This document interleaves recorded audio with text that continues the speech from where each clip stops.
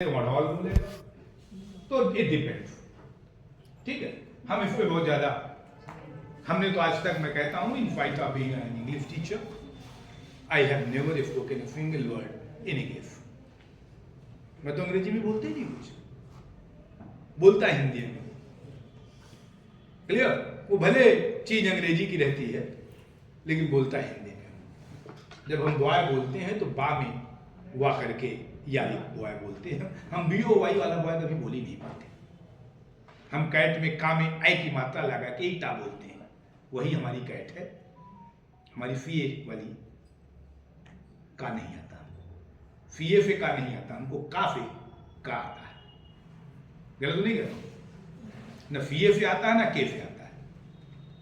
Kit में भी हम का में छोटी की मात्रा लगा देते हैं, वो के में लगा देते हैं। क्यों भाई? Are you getting my point or not? तो वो प्रोनाउंसिएशन को सब अपने अपने हिसाब से बोलते हैं। Best language what I think is with the least traces on your forehead, जिससे आपके चेहरे पे कम से कम मतलब सिकुड़े चेहरा। अब भाई उनके लिए है जिनको लैंग्वेज वर्ड इफेक्टिव नहीं है, उनको बॉडी के, क्योंकि बॉडी भी एक लैंग्वेज देती है। अब मैं बोल ही नहीं पा रहा हूं कि मैं कहना क्या चाहता हूं। आई वॉन्ट टू से समझ लो बस समझ गए कि नहीं? हम अपने शब्दों से आपको नहीं बता पा रहे हैं तो हम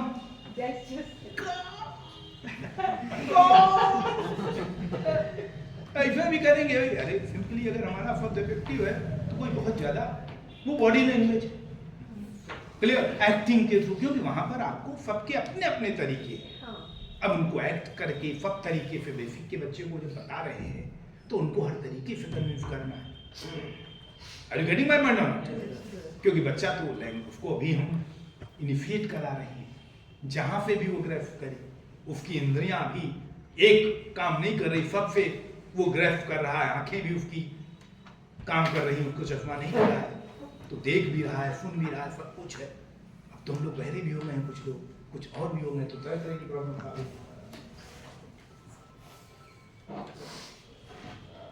हेलो, हाँ हाँ अभी बात करते हैं ज्यादा बड़ा,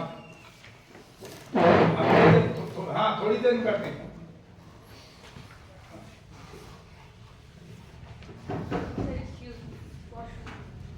बात समझ में आ गई कि नहीं आ गई? तो ये तो आपकी एक प्राइमरी नॉलेज रहा कि वर्ब को जानने के लिए इन चीजों को जानना चाहिए। बच्चे को अगर ये चीजें बताएंगे तो फाइनाइट वर्ब के रूप में सेंटेंस में यूज करने में एरर नहीं होगा। नॉन फाइनाइट वर्ब में वर्ब को जब यूज करेंगे, जहां एडजेक्टिव की तरह यूज होगा, एडवर्ब की तरह यूज होगा, प्रीपोजिशन की तरह यूज होगा, नॉन फाइनाइट वर्ब के रूप में, वो अलग चीज है। Is it clear? तो पहले हम ये आप लोगों को बता रहे हैं, ये क्लियर हो गया आपको?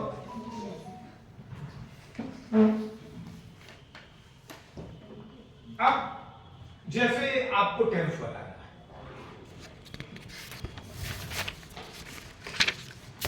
तो अब किसी भी बच्चे को टेंस को जानने के लिए क्या आपको कहना चाहिए कि किन चीजों पर वो फोकस करे, किस चीज पर ध्यान दें।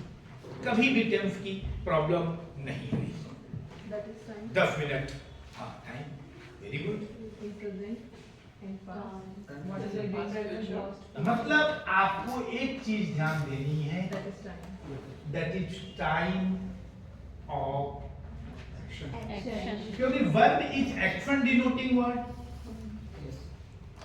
तो टाइम ऑफ एक्शन क्या है? अब टाइम ऑफ एक्शन कितना होते हैं?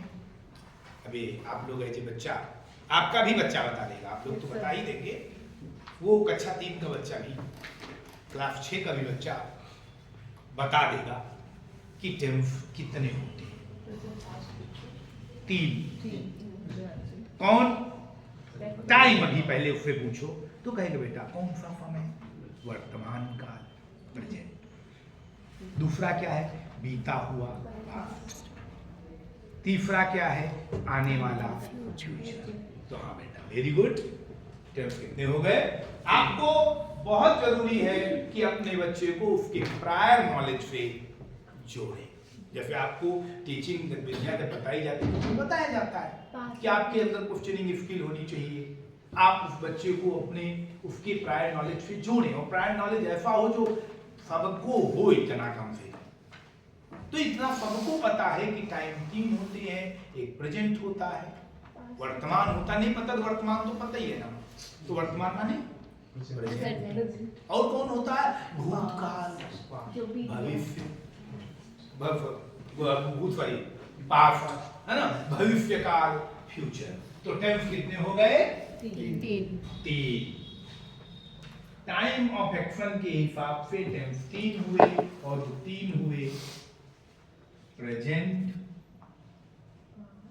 पास्ट और ठीक बेटा लो। तो टेंस कितने हो गए, 3। कौन कौन, ऐसे ही बताना, यही तो बताना भी होता होगा क्लास में, ऐसे ही बताते हो वेरी गुड, नहीं बताते हो तो थोड़ा मेक इट गुड। ओके, अब जब टाइम ऑफ एक्शन हो गया तो दूसरी क्या चीज देखिए, 2 ही चीजें देखनी है, 2 चीजें क्लियर हो जाएंगी, कभी टेंस में कोई प्रॉब्लम नहीं। ठीक है, दूसरा क्या है कोई बताएगा, helping action, mode of action नहीं, time and mode of subject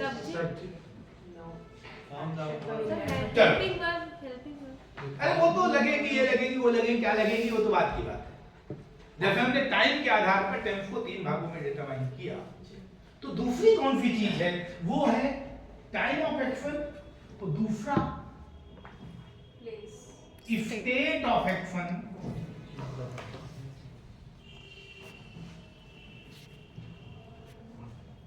at the moment of time. एक मोमेंट ऑफ टाइम में एक्शन 4 स्टेट में हो सकता है। स्टेट ऑफ एक्शन, जो क्रिया है वो किस स्थिति में है उस मोमेंट ऑफ टाइम। प्रेजेंट में कोई क्रिया की बात हो रही है, ठीक है। जैसे मान लिया मैं बात कर रहा हूं कि मैं आपको जान रहा हूं, क्या मैडम, अगर मैं कहूं मैं आपको जान रहा हूं, इसके अंग्रेजी क्या होगा,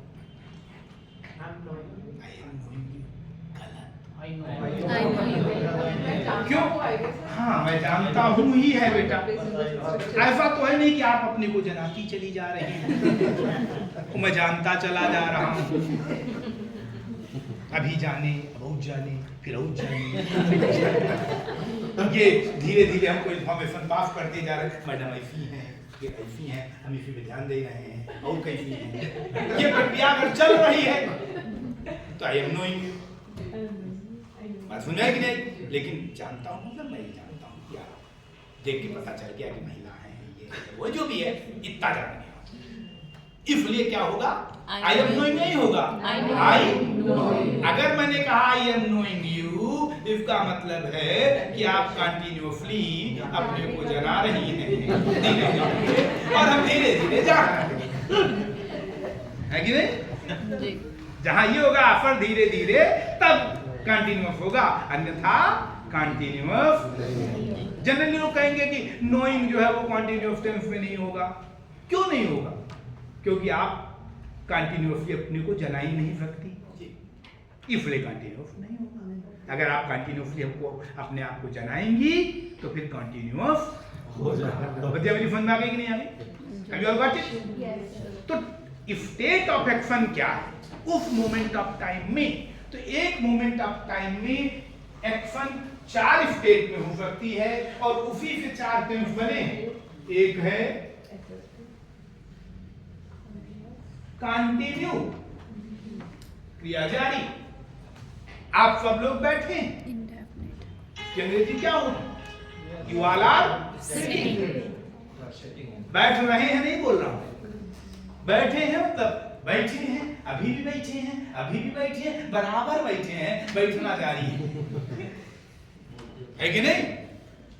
फिटिंग कंटिन्यूअस है, इसलिए यहाँ पर क्या होगा, रहा रहे ना होते हुए भी आईएनजी लगेगा, कंटिन्यूअस, क्योंकि एक्शन कंटिन्यू। अब बच्चे को बताओ कि बेटा कंटिन्यू होगा तो कंटिन्यू, बेटा समझ आ रहा है ना सबको, क्लियर, कोई प्रॉब्लम किसी को?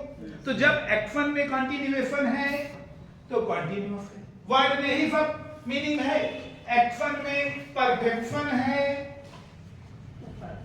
तो perfect. Action moment of time में मैंने खाना खा लिया है, खाया है, खा चुका हूं, जो कुछ भी है खाने का काम पूरा, बात सुनेगी नहीं? तो क्रिया एक्शन जब परफेक्ट हो गया तो टेंस क्या हो गया, परफेक्ट। कोई डाउट किसी को? I don't think there will be any doubt.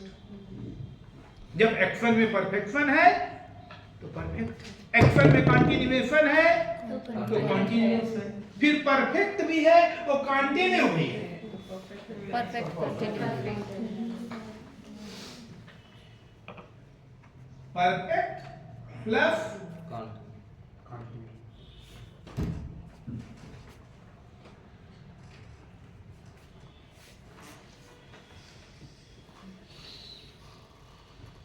Perfect plus continue. यानी अगर मैंने कहा कि आप मुझे 10 घंटे से गरिया रही हैं, इसका मतलब क्या है, 10 घंटा गरिया चुकी, अभी भी गरिया रही हैं, गाली देना। Continuation with time frame. Perfection plus continuation. 10 hours of abusing has been completed and remaining is going on. You have a rich vocabulary and so continuously throwing it at me. So you have been abusing me for 10 hours. 10 hours of abusing has been completed and the remaining of the abusing is going on. So it is present perfect. But it is in present. So it is present perfect. Not over. अगर मैं कहूँ कि past में वो 10 घंटे से गरिया रहा था, That's past. तो there was a moment of time when he was abusing me, but by that moment of time he had abused me for 10 hours. There was a moment of time, the moment of time was past, but the action was going on. In past it was continuous, but that action has been completed for 10 years, 10 days, 10 hours, जो कुछ भी है, तो perfect, continue, past, तो past perfect, अभी भी कोई doubt? Clear ना सबको? समझ में आ रहा है ना? जी sir.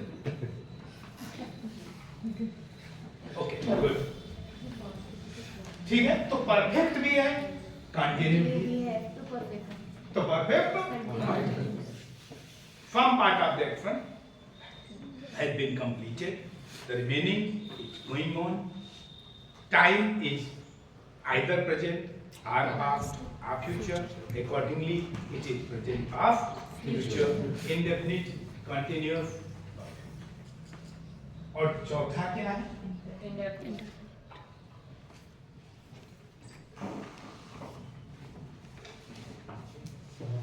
What is indefinite? Indefinite, indefinite माने क्या होता है?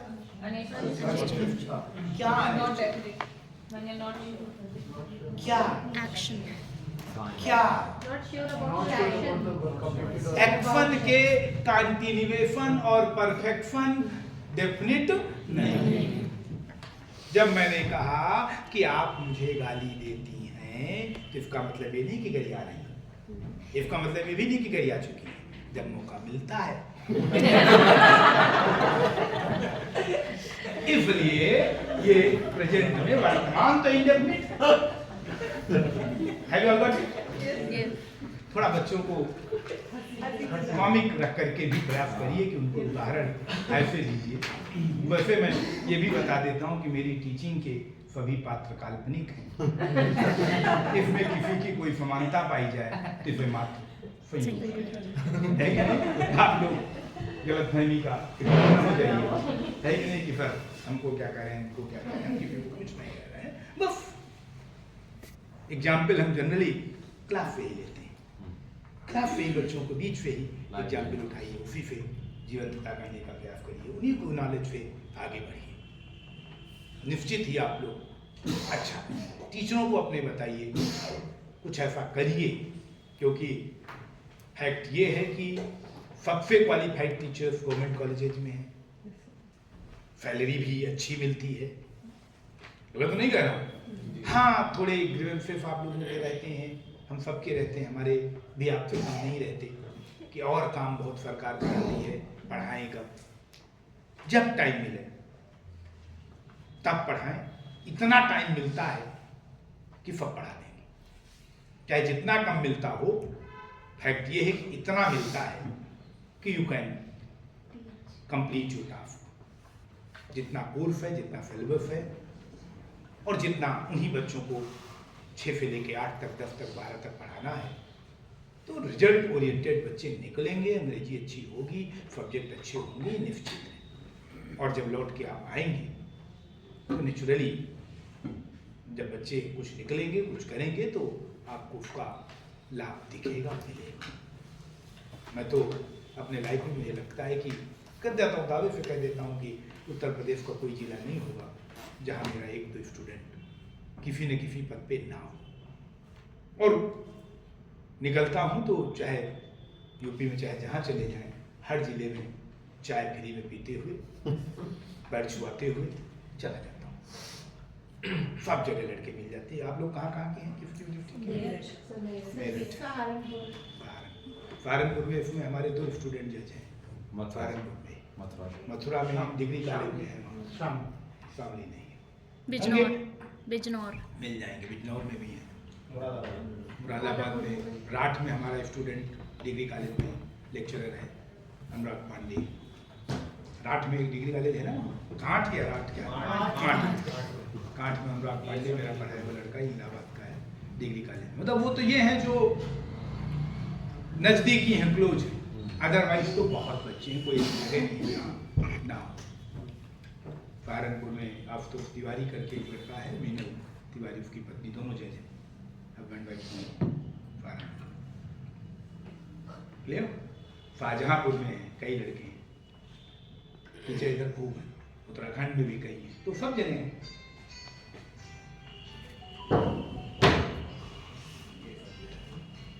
एक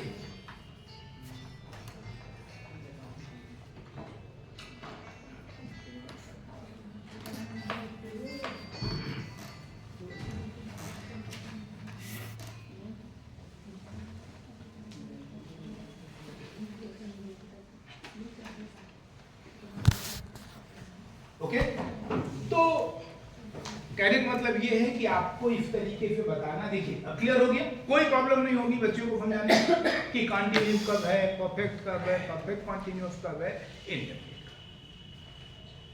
ये क्लियर? वर्ब में अगर हम जाएं, फाइनाइट वर्ब के काइंड्स में जाएं, 1 मिनट, ये तो क्लियर हो गया। अब ये तो टेंस का नॉलेज था। अब टेंस में वर्ब के डिफरेंट फॉर्म्स यूज होंगे, डिफरेंट टाइप यूज होंगे।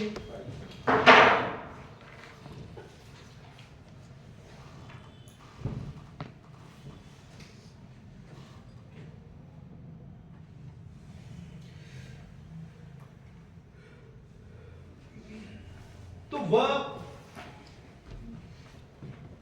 एज अ वर्ब जब देखेंगे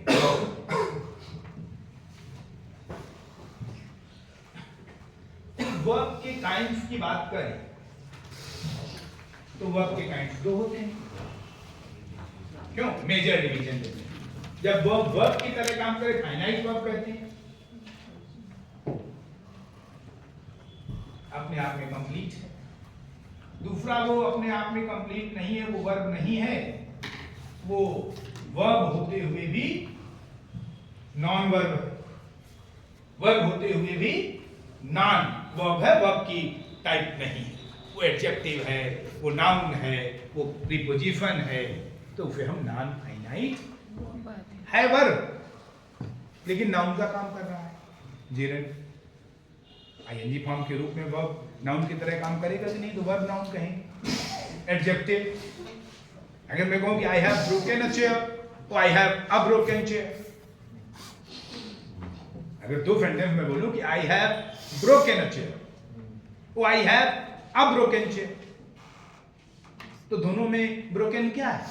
पहले में ब्रोकन एक्शन है, मैंने कुर्सी तोड़ी है, और दूसरे में क्या है? एडजेक्टिव। मेरे पास एक टूटी कुर्सी है, उसकी क्वालिटी है कि वो टूटी है। तो पहले में फाइनाइट वर्ब हुआ ब्रोकन, और दूसरे में नॉन फाइनाइट वर्ब हुआ ब्रोकन। जो ब्रोकन वर्ब तो है लेकिन काम एडजेक्टिव का कर रहा है, तो नॉन फाइनाइट वर्ब। ये तो क्लियर हो गया। अब ये जो फाइनाइट वर्ब हैं, इनको अगर मेजर डिवीजन में लें तो हम तीन प्रकार से इनको तीन टाइप्स में डिवाइड करते हैं। एक ट्रांजिटिव, दूसरा इंट्रांजिटिव, तीसरा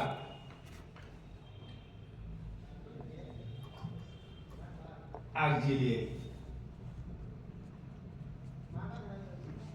ठीक है।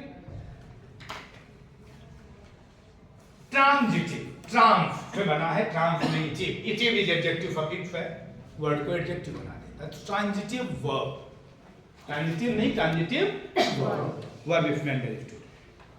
तो जहां पर एक्शन ऑब्जेक्ट पर ट्रांस करे, ट्रांसपोर्ट से ट्रांसफर है। ट्रांस माने क्या होता है? एक अवस्था से दूसरी अवस्था में जाना। तो यहाँ पर आई एम टीचिंग यू, तो टीचिंग का जो एक्शन है वो आपके ऊपर ट्रांसपोर्ट हो रहा है, ट्रांसफर हो रहा है, इसलिए टीच यहाँ पे क्या हुआ? ट्रांजिटिव। लेकिन I am going to Mumbai, तो यहाँ पे क्या मेरा जाना मुंबई के ऊपर ट्रांसफर कर जाए? नहीं, गोइंग होगी, इसमें कोई किसी चीज पे ट्रांसफर एक्शन नहीं करेगा, इसलिए ये कैसा वर्ब हुआ? इंट्रांजिटिव।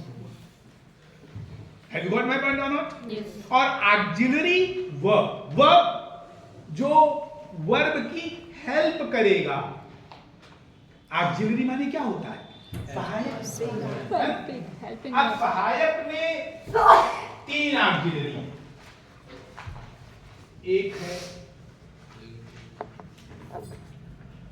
लिंकिंग, लिंक माने जोड़ना। तो जो दो डिफरेंट पार्ट्स ऑफ स्पीच को, दो वर्ड्स को जोड़ दे, उसे क्या कहेंगे? You are a girl. तो गर्ल और आर, यू दोनों एक ही है, वो दोनों को आर ने क्या किया? जोड़ दिया, इसलिए आर यहाँ पे क्या हुआ? Linking. I am a teacher, तो टीचर और आई दोनों हैं तो एक ही ना, एम ने क्या किया? जोड़ दिया, इसलिए इसको क्या बोलेंगे? लिंकिंग। कोई डाउट हुआ किसी को? पक्का समझ में आ रहा है? क्यों लिंकिंग कहलाया? क्योंकि ये बेटा लिंक का काम कर रहा है, जोड़ रहा है। Have you got my point or not? Yes, sir. इसलिए लिंक है। दूसरा क्या है? हेल्पिंग है। ये हेल्पिंग जो हेल्प करे किसकी? टेंस की, वाइफ की मदद करेगा। ये वाक्य जैसे वर्ब के ट्रांजिटिव वर्ब में आप देखेंगे कि वर्ब के जो फॉर्म्स हैं, ये ट्रांजिटिव, इंट्रांजिटिव, इनको आप देखते हैं कि रूट वर्ड में हर पार्ट ऑफ स्पीच, हर वर्ड के दो प्रकार के वर्ड होते हैं, प्राइमरी होता है और एक सेकेंडरी होता है। एक रूट वर्ड होता है, एक डेराइव्ड वर्ड होता है। तो प्राइमरी वर्ड के रूप में, रूट वर्ड के रूप में वर्ब क्या है? फर्स्ट फॉर्म, हर वर्ड की अपनी। जैसे नाउन में रूट वर्ड क्या है? सिंगुलर नंबर है। नाउन का जो रूट वर्ड होता है वो सिंगुलर होता है। प्लूरल क्या होता है? डेराइव्ड। जेंडर में भी मैस्कुलिन होता है, फेमिनिन डेराइव्ड। जो नहीं कि सब डेराइव हो जाए, तो दोनों अलग अलग होंगे, वो अलग अलग नहीं होंगे तो derive. Is it clear? Pronoun तो सब इंडिपेंडेंट वर्ड ही हैं। Are you getting my point or not? Adjective में, रूट वर्ड में, मोस्टली एडजेक्टिव रूट वर्ड में ही होते हैं, लेकिन एडजेक्टिव में दो डेरिवेशन होते हैं, मतलब पॉजिटिव डिग्री में एडजेक्टिव होते हैं, कंपैरेटिव और सुपरलेटिव डेराइव। क्लियर? गुड है better weft derived. Clear? Beautiful है मोर ब्यूटीफुल डेराइव्ड। टाल टाला टाल, ये डेराइव्ड है। क्लियर? वर्ब में प्लूरल रूट में है। वर्ब का रूट वर्ड जो है वो क्या है? प्लूरल। वो क्या है? प्लूरल। क्लियर? सिंगुलर इसका डेराइव होता है, जैसे नाउन सिंगुलर है, प्लूरल डेराइव होता है। वर्ब प्लूरल है, सिंगुलर डेराइव होता है। ऐसा भी ऐसा बैठकर हमारी बात नहीं आ रही बेटा? आपको कुछ डाउट? नहीं कुछ पक्का जो बोल रही हो? हाँ? नहीं कुछ डाउट हुआ है? नहीं ठीक तो है ही, हम ये थोड़ी पूछ रहे हैं कि ठीक है कि खराब है। पहले ही मैंने बता दिया, 34 बार पढ़ाते पढ़ाते जो ठीक नहीं था उसको ठीक कर दिया। ठीक है, क्योंकि तरह तरह के स्टूडेंट मिले, एक से एक बदमाश भी मिले, खूब पूछने वाले मिले। अब तुम पूछते हैं कि आप पूछें, कुछ पूछें, मिलते हैं, बहुत अच्छे तरीके मिलते थे फराती बच्चे। इसके कल पिछले वाला जो बैच था, ये वाला फॉर्म था, अच्छा बैच लग रहा है। पिछला बैच बहुत बदमाश था नहीं, लेकिन उसमें हम फराती बच्चों को ठीक किए तो उनको भी ठीक करती हो तो 2 मिनट में ठीक हो जाएंगे, ऐसा कुछ नहीं होता। सबसे आसान अगर किसी को ठीक करना होता है तो बच्चों को होता है, चाहे जितना बदमाश बच्चा हो। मैं गारंटी लेता हूं कि 2 दिन 3 दिन मेरे क्लास में बैठा दो, 100% हो ही नहीं सकता चाहे जितना बदमाश। आपको बदमाश है तो मतलब उसके अंदर पोटेंशियल है, एनर्जी है, सब कुछ शरारत कर रहा है तो एनर्जी तो ही है। हाँ, अब उसको उसके हिसाब से उसको जो है उनकी क्वेरीज को करो और फिर उसको अपने को इंटेलिजेंट बना समझ रहा है तो उसको गधा सिद्ध करो, उसकी 2-4 चीजें बताओ, उसके बाद उसको रियलाइज होगा, ठीक हो जाएगा। क्योंकि सबसे आसानी से अगर कोई समझ लेता है तो वो बच्चे हैं,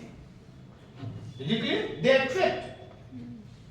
बफरते उनको ये रियलाइज कराओ कि बेटा तुम बच्चे हो और हम बड़े हैं और उसके लिए बड़प्पन दिखाना है कि नहीं। अब वो छदरी आपको छदरा पाकर शुरू कर देंगे, वो बोलेगा पीटना शुरू कर देंगे, गड़ आ जाएगा। रियलाइज क्यों? बड़े का पहला यही है कि 2 पहले। The meaning of छदरी? हाँ? Use the word. शरारती, नॉटी।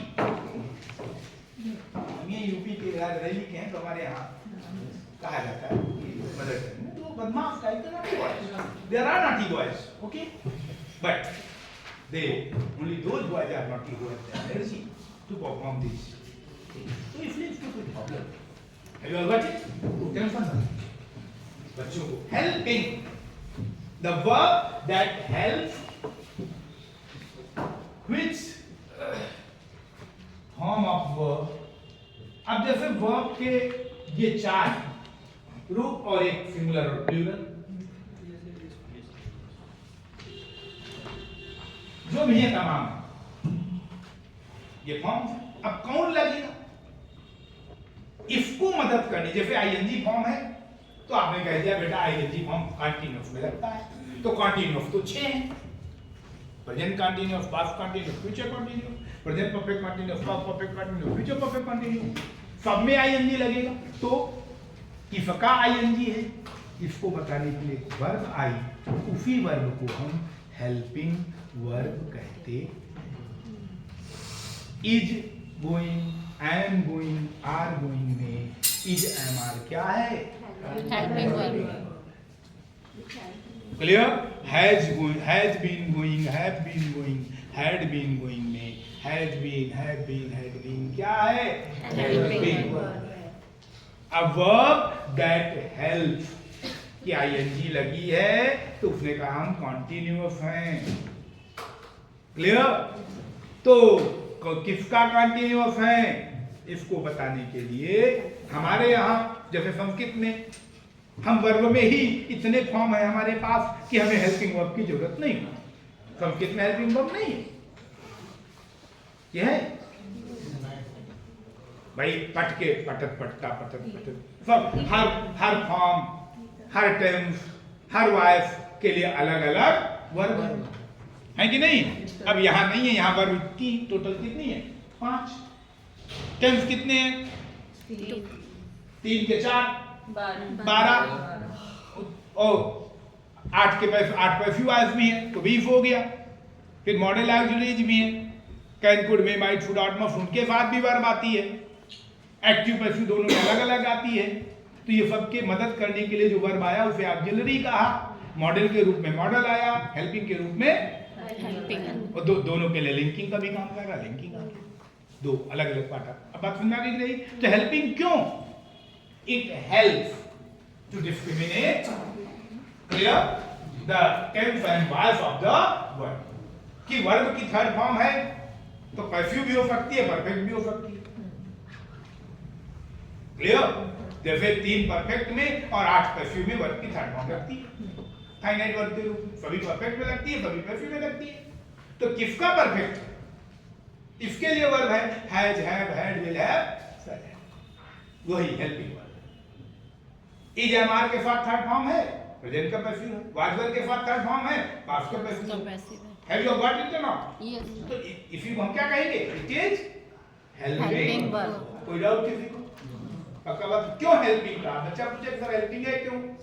इसको और कोई क्यों नहीं कह देते? क्योंकि इसका काम ही है हेल्प करना। इसकी हेल्प करना। तुम्हारी क्या हेल्प हमारी किया? वर्ब की हेल्प किया ये बताने के लिए कि हम किस टेंस की हैं, किस वॉइस की हैं। इसी के लिए जो वर्ब आई है उसे हमने हेल्पिंग और फिर नेचर ऑफ एक्शन बताने के लिए आई तो उसको हम मॉडल ऑक्सिलरी वर्ब कहते हैं, जो नेचर ऑफ। अब क्लियर हो गया? Clear everybody? तो this is how you look at finite. अब इसमें भी वीक है, स्ट्रॉन्ग है, जिसको हम रेगुलर और इरेगुलर। वीक क्या है? जो बड़ी आसानी से। वीक का मतलब क्या होता है? जिसको आसानी से, जिसके साथ छेड़खानी कर ले लो, वही वीक है। तो ईडी लगा करके सेकंड और थर्ड फॉर्म जिसकी बन जाती है उसको हम क्या कहते हैं? वीक वर्ब कहते हैं। इरेगुलर नहीं, इसको रेगुलर रेगुलर ही फील होता है। रेगुलर तो है ना, थोड़ा जहन है। Is it clear? और स्ट्रांग है, इरेगुलर। हम आसानी से नहीं छूटेंगे, तुमको कुछ एक्स्ट्रा एफर्ट करना पड़ेगा, है ना? तो वो इरेगुलर है, स्ट्रांग है, तो वो अलग अलग चीजें हैं, वो देखते हैं। Have you got it? कहने का मतलब थोड़ा मेडिटेट करो, ये सब कहीं लिखा नहीं मिलेगा, हमको भी कहीं नहीं मिला। पढ़ते पढ़ते, पढ़ाते पढ़ाते, इसी प्रकार से लेक्चर लेते, सुनते सुनाते, बच्चों से पूछते, उनको बताते, क्योंकि एक तरीके से नहीं समझ आएगा तो फिर खुद वो दिमाग आपका चलेगा, दूसरा तरीका ढूंढेगा, उससे भी नहीं आएगा, तीसरा ढूंढेगा। तब तक बफरते को बच्चे आपसे तब तक ना बता सके जब तक उनको समझ में ना आए। और उसके लिए आपको वो कन्विंस करना होगा कि बेटा कोई प्रॉब्लम नहीं, वेरी गुड, नहीं समझना है आपको कोई चीज ना है हमसे आप पूछो ना, हम 10 बार और तब तक आप उससे वो पूछे आपसे जब तक उसको ना आ जाए, और जैसे उसको आ जाए अब तुम बताओ आ नहीं आ गया, आया यस, अब बताओ नहीं आया फिर आप बताओ। ये प्रक्रिया चल रही है, इसलिए बहुत ज्यादा फोर्स नहीं है, सब हो जाता है। अब बात आती है नाम की। नॉन फाइनाइट वर्ब में तीन जो वर्ब होते हुए भी वर्ब का काम नहीं करेंगे, उसे क्या कहेंगे? Non finite. अब नॉन फाइनाइट में क्या है? एक है जीरन, जिसको हम वर्ब नाउन कहते हैं। जीरन क्या है? वर्ब नाउन, जहां पर वर्ब में आईएनजी लगी है और नाउन का काम कर रहा है। तो आईएनजी यहां भी है, आईएनजी यहां भी। एक तो कंटिन्यूअस में आईएनजी लगता है, दूसरा जीरन नाउन के रूप में जीरन, पार्टिसिपल में भी लगेगा, तीसरा भी दिखाऊं। क्लियर? दूसरा है इंफिनिटिव,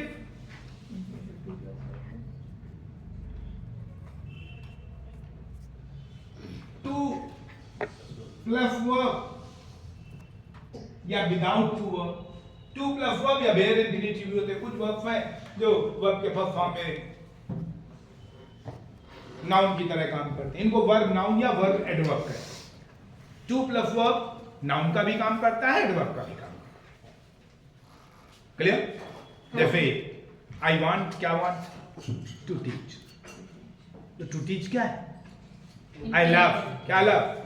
टू टीच। तो टू टीच क्या है? नेम ऑफ महिला। इट इज नेम ऑफ महिला। नाउन। आप किसको पसंद करते हैं? पढ़ाने। तो पढ़ाना एक क्रिया का नाम है जिसे मैं पसंद करता हूँ, वो मेरी टीचिंग का ऑब्जेक्ट है, नाम है। इसलिए ये क्या हो गया?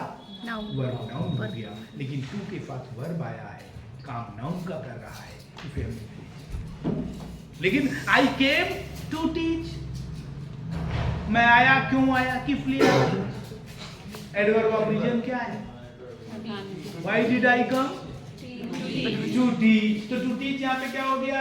एडवर्ब ऑफ रीजन हो गया, है वर्ब। तो इसको इंफिनिटिव कहते हैं। बच्चे समझ में आ गई? कोई डाउट किसी को? हम दिखा रहे हैं कि उसी में वर्ड की मीनिंग क्लियर। तीसरा है पार्टिसिपेट। तीसरा क्या है?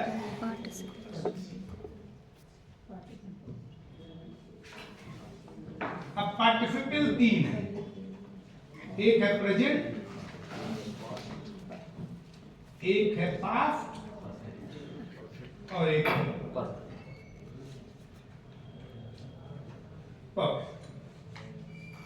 है ना? प्रेजेंट पार्टिसिपल क्या है? वर्ब प्लस आईएनजी, एडजेक्टिव का काम करे, एडवर्ब का काम करे, प्रीपोजिशन का काम करे। वर्ब का आईएनजी फॉर्म प्रीपोजिशन का भी काम करता है, तीन काम करता है, एडजेक्टिव, एडवर्ब, प्रीपोजिशन। एडजेक्टिव के जैसे मैंने कहा I saw a running train, तो मैंने क्या देखा? दौड़ती हुई ट्रेन। कैसी ट्रेन देखी? तो दौड़ती हुई क्या है? ट्रेन। ट्रेन की विशेषता एडजेक्टिव। क्लियर? और मैं कहूंगी running I saw a train, तो एडवर्ब ऑफ मैंने कैसे देखा? दौड़ के देखा, दौड़ा के देखा। तो यहां पर एडवर्ब ऑफ रीजन मैनर हो गया। हाउ, कैसे देखा? भाग के देखा। Got my point or not? तो वहां पे एडवर्ब हो गया। Concerning your health I have decided to postpone the class today, तो कंसर्निंग क्या है? Preposition in relation to. Concerning, regarding, तो वर्ब कंसर्न है, रिगार्ड है, आईएनजी लगा, प्रीपोजिशन का काम करने लगा, तो उसे क्या कहेंगे? Present participle. अब प्रेजेंट पार्टिसिपल में जब एडवर्ब एक्शन का एक्शन फॉलो करे तो प्रेजेंट पार्टिसिपल लगेगा, एक्शन कंप्लीट हो जाएगा। जब अभी दिखाएंगे इसमें, अब ये सब यूजेज कहाँ आएंगे? बच्चों को बताओगे, बेटा अभी सिंथेसिस पढ़ोगे, सिंपल से सिंपल बनाओगे, उसमें वर्ब आएगा। चेंज ऑफ वॉइस पढ़ोगे, उसमें वर्ब आएगा। नरेशन पढ़ोगे, उसमें वर्ब का टेंस बदलेगा कि नहीं बदलेगा? और जब टेंस बदलेगा, आपको प्रेजेंट का पास बनाना नहीं आता, वर्ब के फॉर्म्स नहीं आते, तो कैसे आप कर लोगे?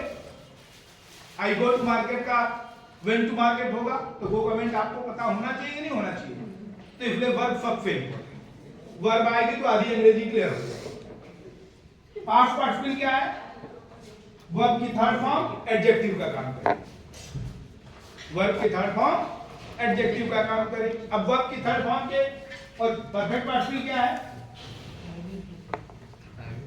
Having plus,